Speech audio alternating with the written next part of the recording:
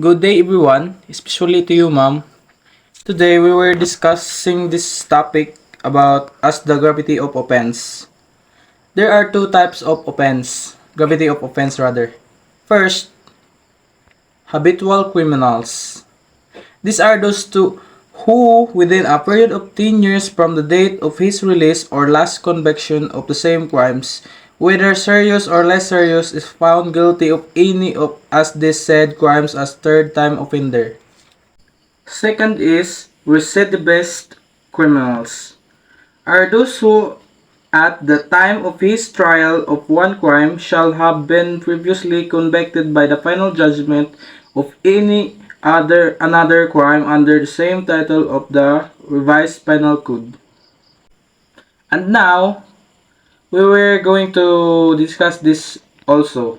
This is important to know these crime patterns.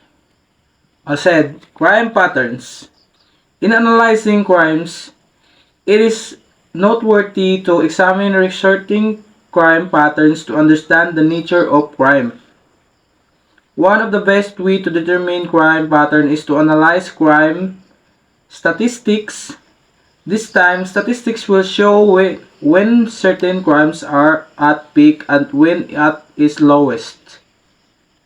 According to Gupta 2019, crime statistics attempt to provide a statistical measure of the level or amount of crime prevalent in societies.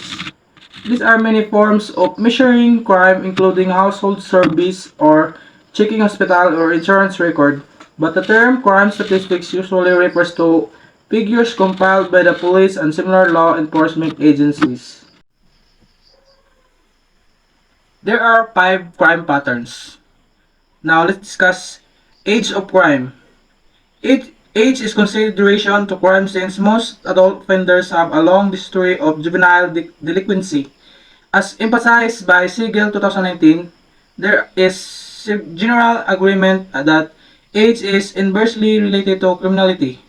The criminologists Travis Hirschi and Michael with Gutter Person argues that age is everywhere correlated with crime.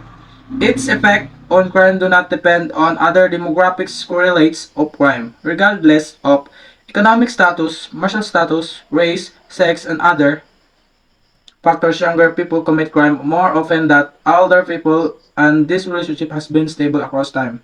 Ano to? Second na yun. Second, place, time, season, and crime. Other factors to consider about crime trends is the place and time. According to Sigi 2019, there are distinct temporal and econological patterns in the crime rate.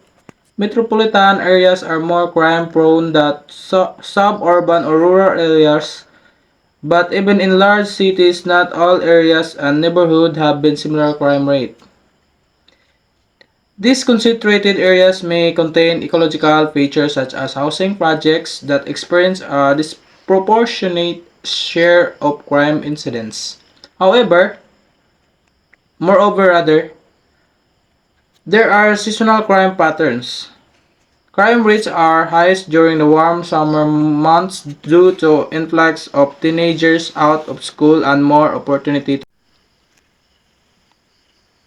The third one is social class and crime. According to Siegel 2019, crime is often considered as a low-class phenomenon. People living in inner city, high poverty areas are more generally likely to join gangs, sell drugs, and commit crimes than those in a wealthy suburban area, neighborhood experiencing income inequality, lack of information, social control, and resource deprivation have crime rates significantly higher than those that provide economic opportunities for their residents. Indeed, one cannot deny a direct relation between social class and crime. As further stressed by Hagan 2017, criminality for traditional crimes is higher among lower class individuals. Traditional Traditional explanation of crime and social class view relation as an inverse one, that is, as social class becomes higher and volume of crime commission. Fourth, unemployment and crime. Most laymen would agree with the concept of unemployment of crime relation.